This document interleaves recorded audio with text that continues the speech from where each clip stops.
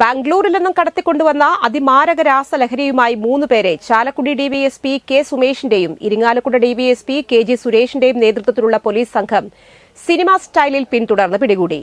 മാള കല്ലൂർ വൈന്തല സ്വദേശി ആട്ടോക്കാരൻ വീട്ടിൽ മനു ബേബി, കോഴിക്കോട് ജില്ലാ മുക്കം ഓമശ്ശേരി സ്വദേശി പുത്തൻപുര വീട്ടിൽ ഷാഹിദ് മുഹമ്മദ്, പാലക്കാട് ജില്ലാ പറളി തേനൂർ സ്വദേശി തടത്തിൽ സണ്ണി ജോസ് ജോൺ എന്നിവരാണ് 100 ഗ്രാമോളം MDMAയുമായി പിടിയിലായത്.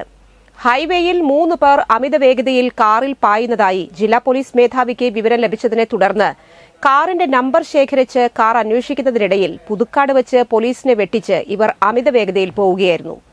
മുരിങ്ങൂർ അടിപ്പാതയിലൂടെ പാഞ്ഞെങ്കിലും പോലീസ് സംഘം പിന്നാലെ പിന്തുടർന്നതിനാൽ വൈന്തല കല്ലൂർ പാടത്ത് കാർ ഉപേക്ഷിച്ച് ഓടിയ മൂവരെയും പോലീസ് പിന്തുടർന്ന് പിടികൂടുകയായിരുന്നു.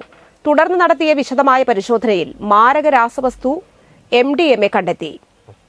ഇവർ സഞ്ചരിച്ചിരുന്ന KL 9 AJ 3063 എന്ന രജിസ്ട്രേഷൻ നമ്പറുള്ള ഹുണ്ടായ് ആക്സന്റ് കാറും കസ്റ്റഡിയിലെടുത്തു. പോലീസ് സംഘത്തിൽ സബ് ഇൻസ്പെക്ടർമാരായ VG Stephen, P Jayakrishnan, Satheesan Madappattil, Roy Paulose, PM Moosa, ASI VU Siljo, senior CPOമാരായ റെജി AU, ബിനു MJ, ഷിജോ തോമസ്, മാള സ്റ്റേഷനിലെ additional SI Muhammad Bashi, ASI Najeeb, senior CPO Navas, CPOമാരായ നജീബ്, അംജിത്ത് എന്നിവരും district intelligence officer Biju OH, special branch ഉദ്യോഗസ്ഥൻ വിനു CD എന്നിവരുമാണ് ഉണ്ടായിരുന്നത്.